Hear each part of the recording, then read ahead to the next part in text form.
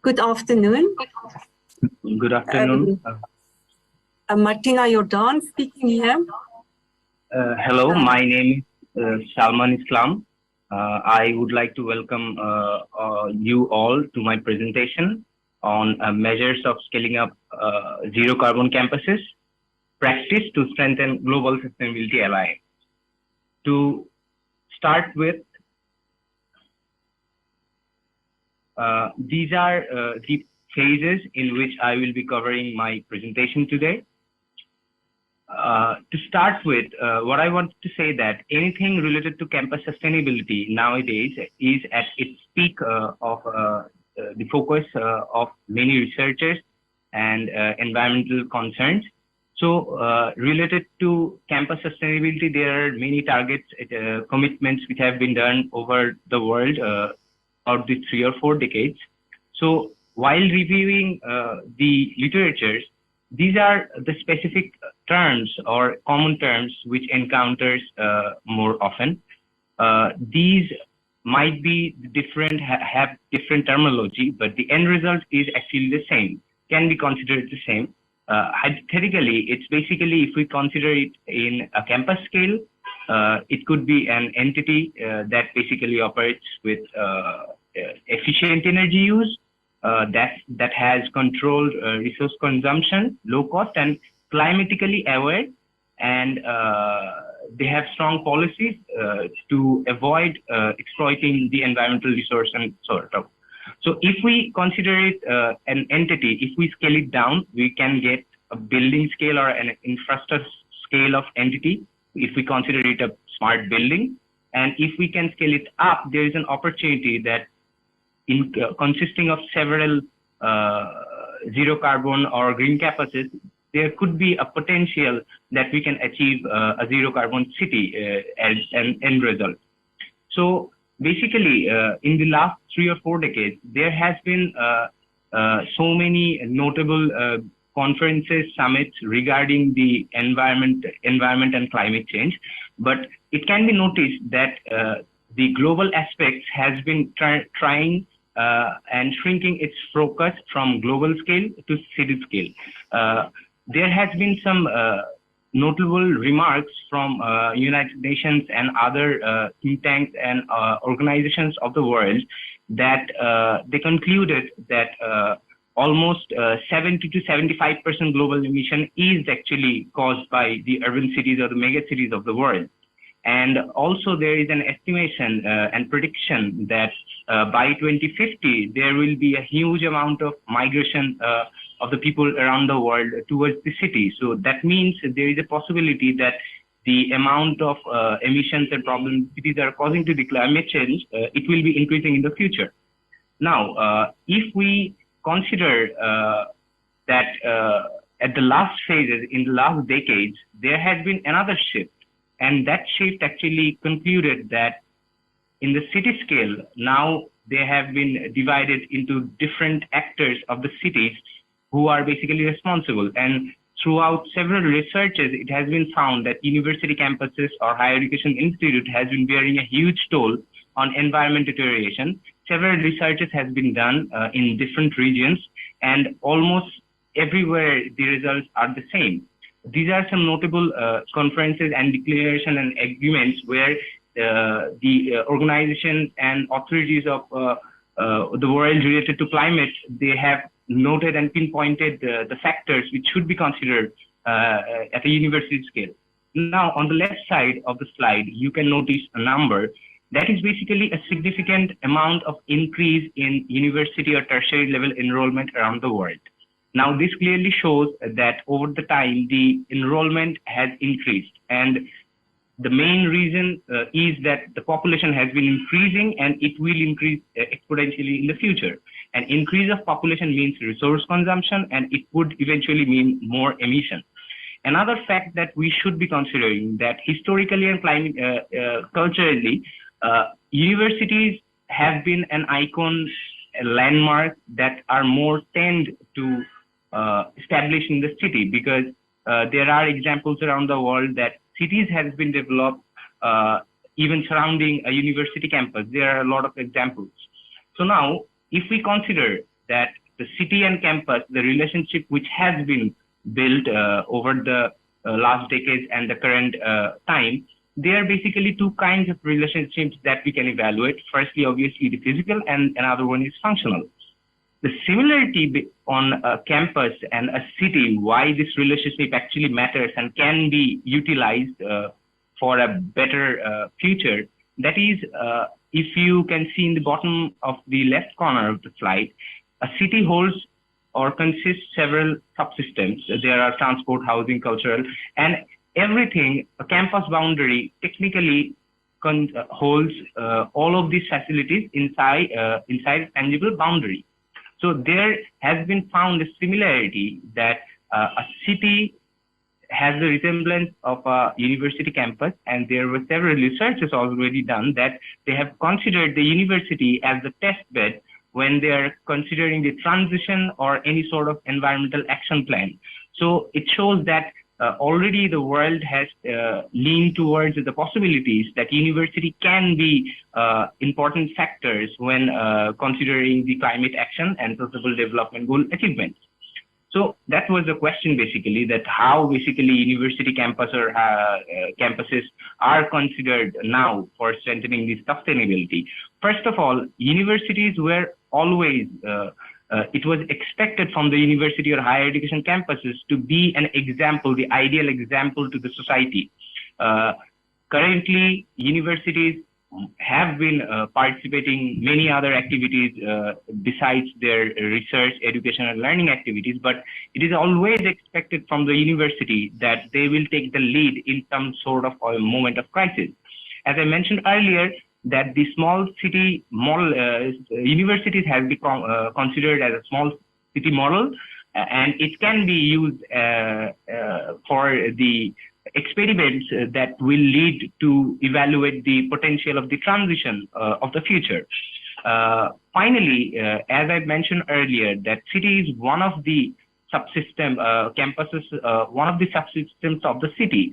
So it is a common theory that if one system can be influenced, the whole system will be affected in a positive or a negative way. So there is a potential that university should be considered as an important factor. And finally, the biggest scope that can be utilized of using university as an indicator, that university holds the power or the influence of thousands and millions of students. Not for now, it will be a long going process. So they will have the influence over generation. So the measures, what I have concluded that can ensure this strengthening sustainability and global alliance. Firstly, it's based on education. Secondly, it's demonstration. And finally, it could be the collaboration. So now what I mean by education, the environmental concerns which was raised in 1970, the first concern and activity that was affiliated with the university campus, it started with environmental education. But there are always, mostly in many universities or many campuses around the world, they are considered not as the mandatory discipline, they are considered an outside course of an extra course or something like that. So to involve every student and give them the proper knowledge, there is a need of a mandatory environmental education regardless of the discipline. And obviously, the important aim will be that it should not be considered as a task, rather a responsibility, that every human being holds a responsibility towards its environment. It could be regional or it could be global. And finally, it cannot or it should not be a future plan that one should be proceeding after the education. Throughout an educational career, tertiary level student spends 2 to 4 or 5 years in a campus. So that is a huge time to influence someone's behavior. So there is a huge opportunity for the universities to influence the whole huge population and influence their behavior towards a positive change and according to the targets of sustainable development goals.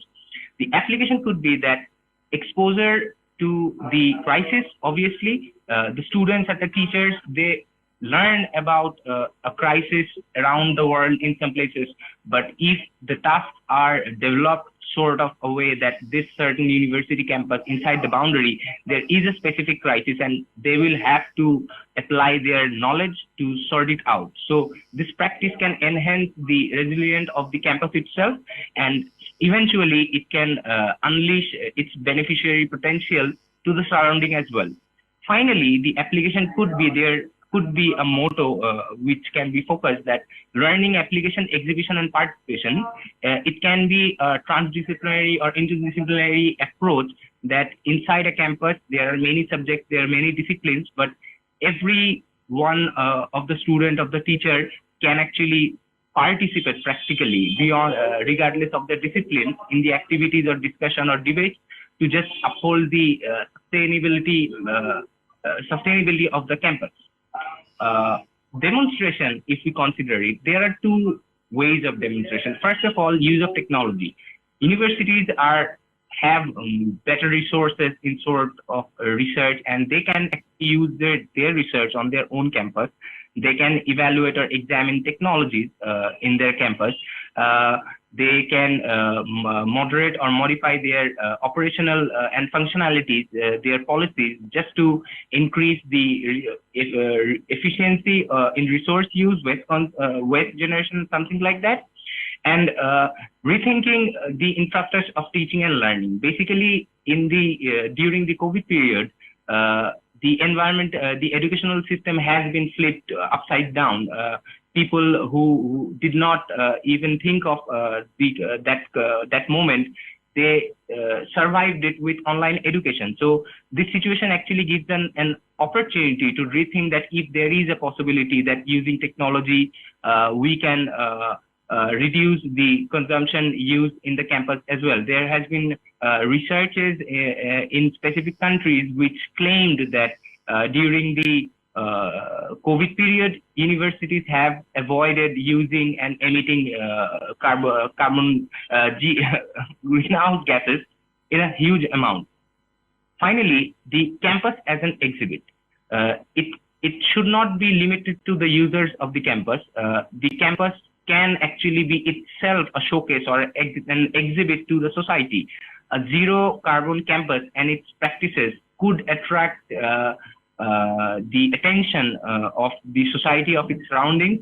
And finally, having a zero carbon campus or environmentally sustainable campus or even a building inside your society can actually grab your attention and make you curious about their better lifestyles, their mental health, their better work or educational culture.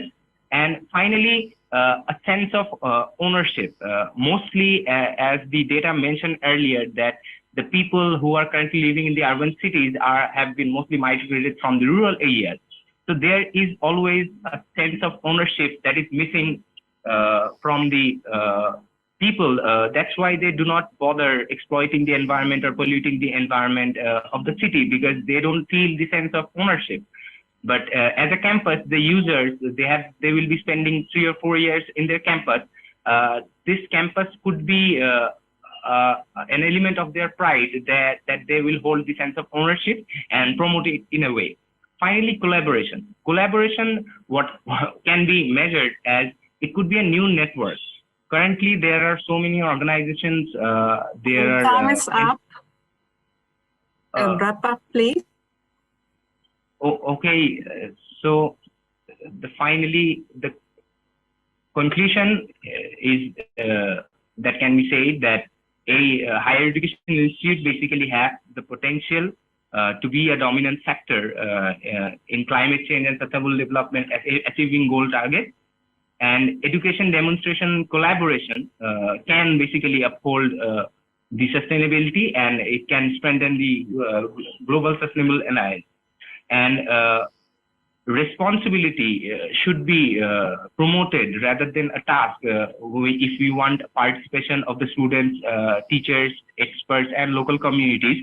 That the major element of the education should be that it should promote the sense of responsibility. And finally, as it is a subsystem of a university, of a city, it can influence the other public-private organization of the cities to participate in the run, and not only just work towards one goal of upholding the climate, but also addressing the other sustainable goals together to have a better future. So this is basically myself.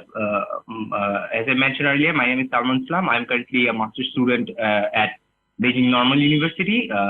My supervisor is Gengyuan Liu. And here are our contact details. If anyone needs any further information regarding me, you can contact us. And thank you very much for your time. Thank you very much for the very interesting talk. I would rather ask, please, the participants, if you can be, anybody in the session can type questions for them on the chat box. If then I can ask questions for them through the chat box in the session. Otherwise, I'm going to request that we have next group, and it's 4 students from the Philippines, and they will do a presentation on commuter choice, understanding attitudes. So I'm asking them to come online then. Thank you.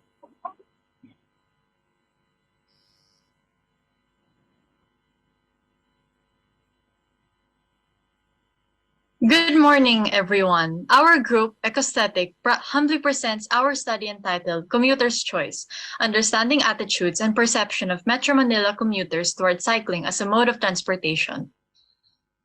To begin, we would first like to describe the current transportation situation in the Philippines, more specifically in Metro Manila.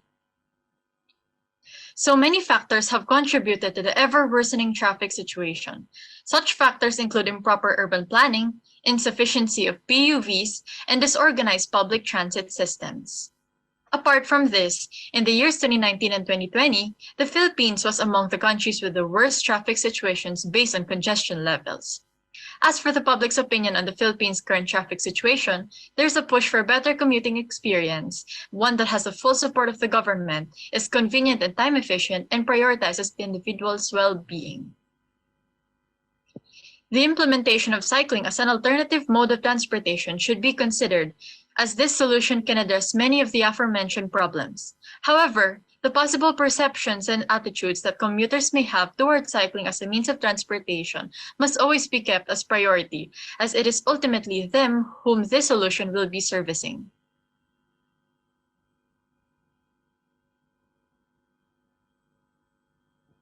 This research looks into cycling as a means of transportation in order to resolve the current issues regarding traffic volume and carbon emissions.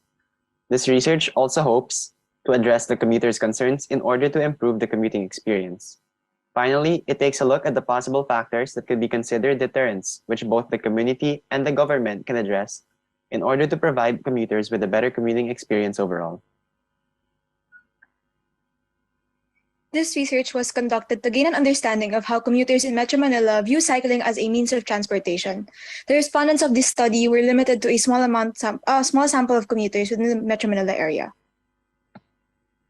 Proceeding to our review of related literature, we will first talk about the history of cycling as a whole. Carl von Rey invented the bicycle in 1817, which has been used as a mode of transportation, sports, and recreation for years to come. In turn, riding bicycles offers benefits such as it being inexpensive, eco-friendly, and beneficial to one's overall health. As motor vehicles contribute significantly to climate change through pollution, people opt to use other modes of transportation such as a bicycle. Moreover, beyond the benefits it gives the environment, it serves as a physical activity that can improve one's physical and mental health. Moving on, cycling may also be considered as a practical and valid opinion for people who want to save time, do not own automobiles, or simply want to save money on transportation. One of the most crucial factors that can either encourage or discourage people from cycling is road infrastructure. Several articles have found that a good quality and design for infrastructure and facilities encourages more people to engage in cycling. Although criteria for quality infrastructure can be highly subjective, recommended infrastructures are those that ensure the safety of bikers on the road. There are possible deterrents from cycling, such as one's physical condition not being ideal for cycling. In addition, Metro Manila's climate is not optimal for traveling long distances. The amount of time sitting uncomfortably, depending on the distance, and factors like the height of the bicycle seat may also lead to injuries like spine injuries, back strain, or sprains. As the purpose of the research is to understand people's perceptions and attitude toward cycling in Metro Manila, it is important to consider the community's feedback on cycling. Cyclists consider it beneficial because it is eco-friendly, time-efficient, low-cost, convenient, improves one's health, and its availability. On the other hand, possible deterrents are the distance needed to be traveled, the possibility of accidents on the road, terrible weather conditions, and lack of safety. We will now move on to our methodology. For this research, structured survey results were used to obtain the needed data. The data gathered in the survey are presented as percentages and frequency, interpreted through a quantitative approach. As for the respondents, our target population were both male and female aged 18 and above who use any means of transportation in Metro Manila. The objective was to understand the perceptions and attitudes of commuters towards cycling in general, thus the target population does not necessarily need to be using a bicycle and may also use other modes of transportation. The sampling was done through voluntary response, where we were able to gather 118 responses. A part of these respondents had cycling as their primary mode of transportation, while the other group were commuters who utilized other means of transportation. For our research instruments, because the research was descriptive and non-experimental in nature, we used the structured survey results to obtain our data. Our survey consists of 3 sections. Section 1 includes a demographic of survey, which was used to determine the profile of the respondents through information such as age, gender, among others. Section 2 was divided into 2 parts. 2.1, which focuses on the structured statements that contain perceived benefits and barriers of cycling as reviewed in the literature, and 2.2, which aims to determine the prevailing attitude of commuters. As for Section 3, the respondents were asked to give their top 3 suggestions on how the cycling experience in Metro Manila could be improved, with the aim of converting regular commuters to bicycle commuters. In the best interest of time and due to current restrictions in Manila, the participation of commuters was collected through online surveys. The survey was facilitated to certain Metro Manila commuter groups on Facebook and also to personal connections and social media such as Twitter as an extension. Once the responses of the survey were finalized, the data analysis was completed. The responses gathered in Section 2 of the survey will be analyzed and shown as a percentage of entire responses, along with a bifurcated data to check if there was a significant difference between bikes and non-bikers towards the barriers and benefits of cycling. To better analyze and understand the data quantitatively, the researchers assigned a numerical score per item. In this case, 1 to 5 was used. For Section 3, the data gathered was interpreted differently due to the nature of the questionnaire. The data was ranked accordingly in order to determine what commuters thought were the top 3 common suggestions that would make the cycling experience better. Since respondents were allowed to give other factors that they had in mind to suggest, it was also of interest to the researchers to uncover ideas coming straight from the commuters. Moreover, the overall data was interpreted using a quantitative approach.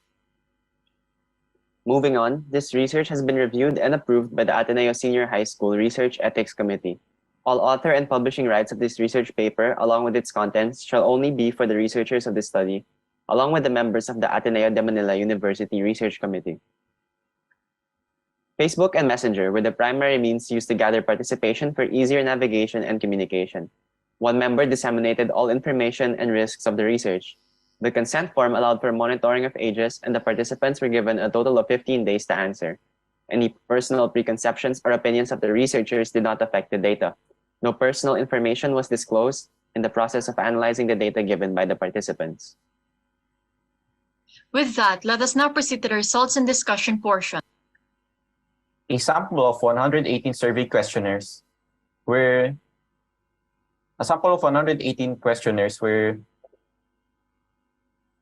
were obtained. 28 of them were commuters that used bicycles, and the remaining 90 commuters did not. 61% of them were female, 37% of them were male, and the remaining 2% preferred not to say. Our survey was divided into 3 sections, with Section 2.1 covering the perceived benefits and barriers. As shown in the overview provided by Figure 3, there were varying degrees of agreement and disagreement amongst the respondents, though the majority of the items received positive assessments. A Mann-Whitney-U test was used to test the hypothesis that the responses from both groups were not equivalent, making them significantly different. As shown in Table 2, the responses for item 1, 2, 4, and 5 are different, meaning that the difference between the two groups' responses was statistically significant. As for the descriptives portion, the average score of the first 7 items exceeded 4.0 as seen in the mean, while the standard deviation was also relatively small, which is an indication that the majority of the responses were close to the average score. This established that both groups agree of the perceived benefits cycling has. There is, however, a development in the other item.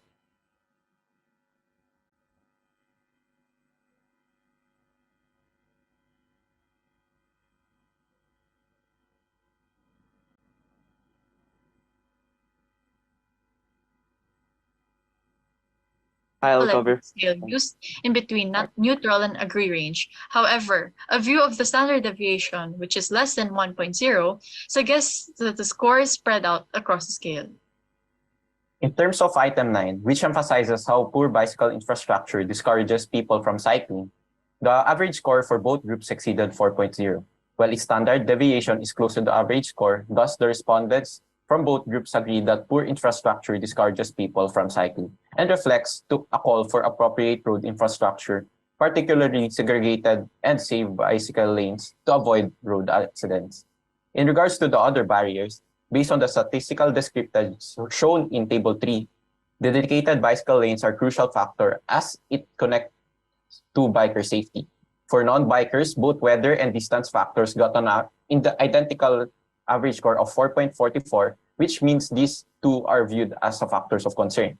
The test of significance also shows that there is a significant difference between the responses of the two groups. The non-bikers are expected to be slightly averse to cycling as long distances can be inconvenient while weather conditions can be discouraging. In summary, the responses showed that the respondents have favorable views of cycling in terms of benefits. However, there seems to be a division amongst the responses for barriers, with non-bikers considering weather and distance as a problem, while bikers do not. A barrier that both groups agree upon would be the lack of proper bicycle infrastructure such as bicycle lanes. While Section 2.1 established the perception of respondents to cycling, Section 2.2 aimed to identify the prevailing attitude of the respondents toward the current state of cycling in the city with reference to the presumed benefits and existing barriers.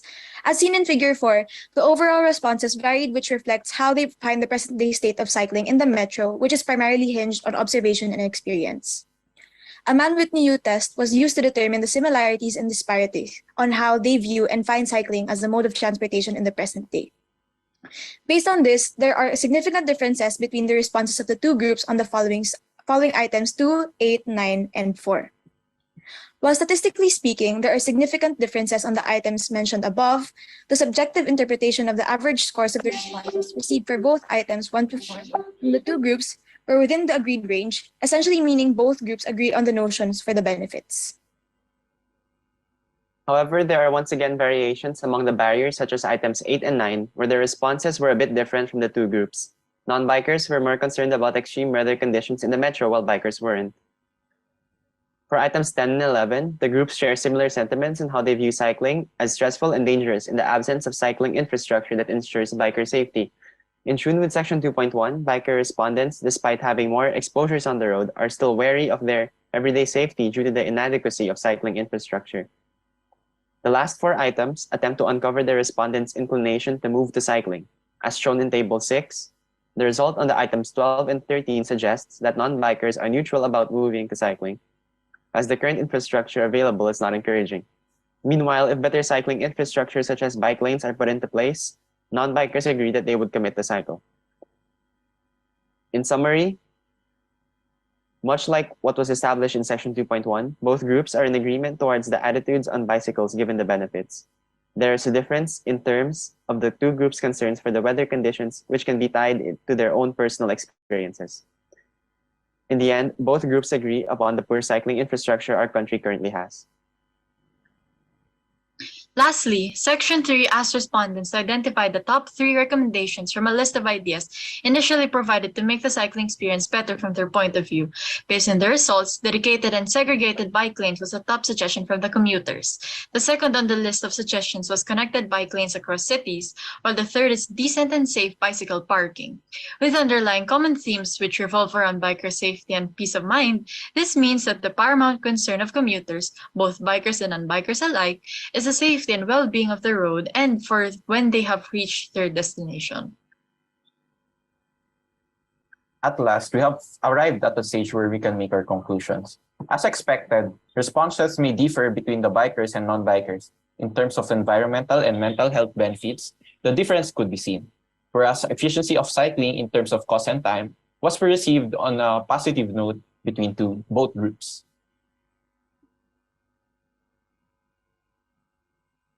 Overall, the commuter's attitude towards cycling springs from the individual experience. There is no direct aversion to cycling. However, commuters would much rather bike when better cycling infrastructure and facilities are thought to be put in place. With the results, people would be greatly encouraged when these top 3 have been obtained: dedicated and segregated bicycle lanes, connected bike lanes across cities, and safe bicycle parking. Now let's proceed to our implications. While we do have respondents that support cycling as an alternative mode of transportation, it is still understandable that the other commuters may still think otherwise due to several areas of interest that they deem lacking, such as insufficient infrastructure. Holland O'Halloran recommend clearly visible signage and barriers, wider bicycle lanes, and better continuity of these lanes in order to improve the current infrastructures to address the needs of the commuters. That being said, further development on proper safety measures in cycling can be a great way to introduce this form of transportation to the public. In result, total carbon emissions and traffic volume may also be significantly reduced. Last but not the least, our recommendations. First, future researchers are recommended to use a larger sampling size to not only avoid sampling errors, but also increase the chances of fair representation. Second, similar research could also be conducted in other parts of the Philippines to assess the commuter situations in these particular areas as well. Third, utilizing pre-existing survey materials help to maintain consistency and convenience for data collection. Finally, future investigators may address how the study has utilized the perspective of both cyclists and non-cyclists due to differing survey results. Before we commence our presentation, allow us to scan over the sources in acknowledgement of their assistance in the fulfillment of our study.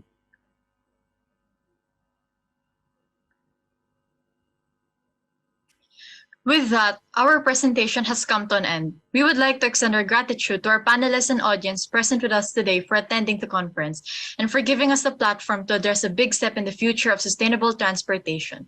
Thank you. Thank you, team. It's a really interesting presentation. Well done for that. Appreciate. I see there's now questions in the, so I invite all the attendees, if they want to talk to the students, to the network lounge. They can also get their information on the program if they want to communicate with them directly. I think I would do that because it sounds like a really interesting study that can be copied. And with that, I think it's the end of the first day. And thank you for attending for this first day. It was a long day, and have